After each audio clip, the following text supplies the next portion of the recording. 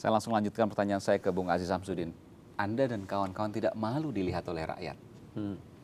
Sebenarnya secara institusi ya, kita berkhawatir bahwa kalau kondisi ini berkepanjangan juga berimpact kepada kami-kami di daerah pemilihan kami masing-masing. Itu yang kekhawatiran kami yang pertama.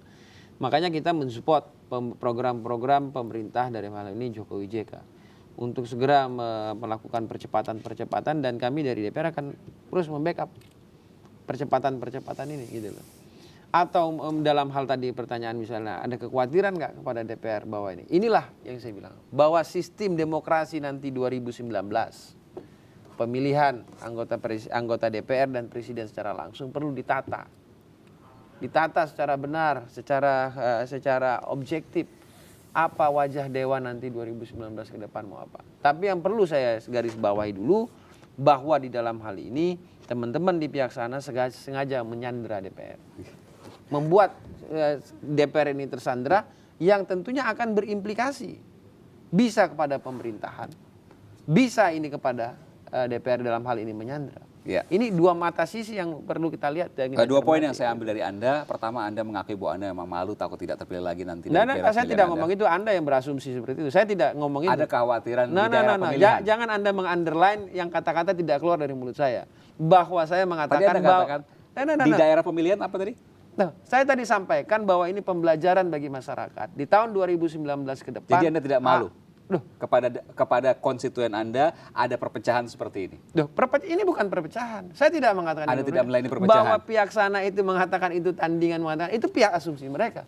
Bahwa secara legal formalnya bahwa undang-undang ini sudah diuji ke Mahkamah Konstitusi. Jadi Anda tidak menganggap ini perpecahan? Mahkamah Anda tidak perlu Konstitusi malu terhadap masyarakat? Sudah memutuskan ini, dan ini sudah menjadi pegangan kita bersama. Oke.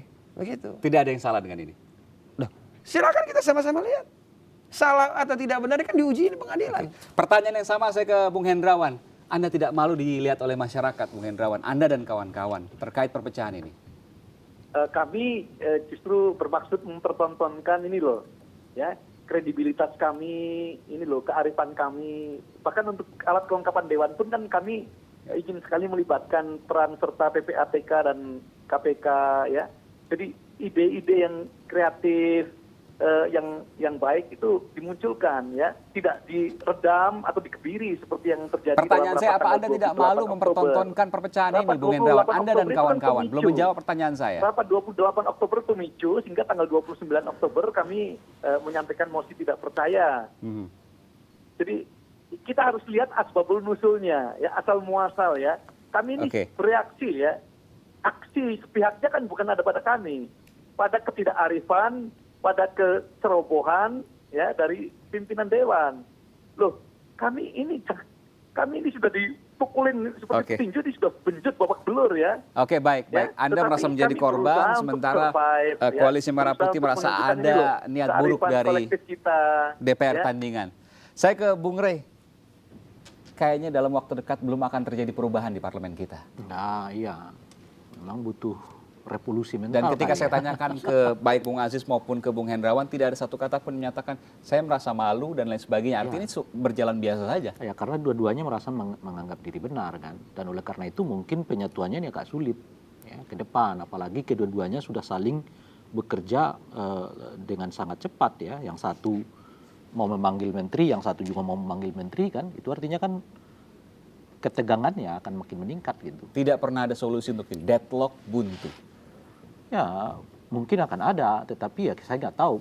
Jujur kalau melihat seperti ini agak sulit saya membayangkan bagaimana mereka menyelesaikannya gitu. Oke, Bung Effendi? Agak sulit. Ya hati-hati ya isu ini. Terakhir kan. Ya hati-hati isu ini sudah mulai kemana-mana. Ada DPR tandingan, Presiden Indonesia Timur, Presiden Sumatera Barat dan lain segala macam ya.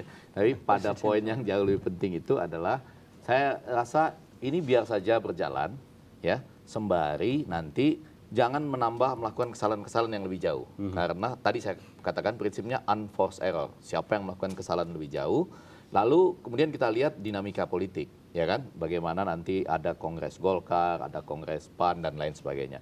Tetapi di ujung itu kadang-kadang terminologinya atau termin-termin dan fase-fase itu ditentukan oleh kondisi apa. Misalnya salah satu ujian penting nanti adalah dari kedua koalisi ini atau dua macam DPR ini adalah ketika menaikkan BBM.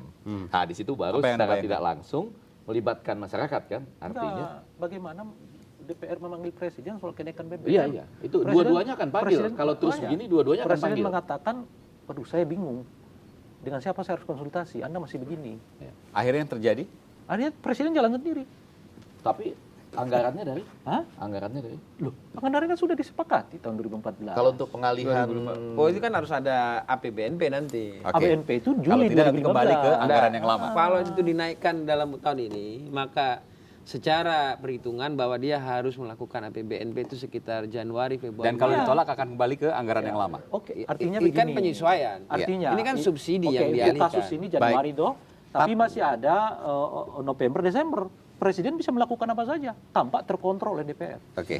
Enggak, tidak begitu saya kira Pak. Iya, saya agak setuju. Jadi seperti yang dimakzulkan itu Terakhir, adalah Imam DPR. Effendi terakhir ya. Yang dimakzulkan adalah DPR, eksekutif, presiden dan kabinetnya terlihat makin bekerja Dan bagi begini, rakyat. Yang dirugikan justru malah DPR. DPR secara selama, umum. Terakhir, singkat saja, selama waktu kita presiden habis. dalam jangka 2-3 bulan ini melakukan terus-menerus program pro rakyat, rakyat akan membela presiden, sementara orang akan memaki-maki DPR, dan lama-lama justru DPR akan kembali diduduki oleh masyarakat. Ini koordinator lapangannya. Ya.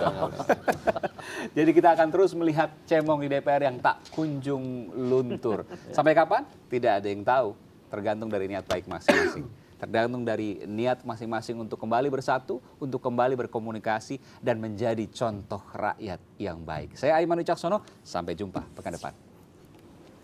Terima kasih. Bung Aziz, terima kasih.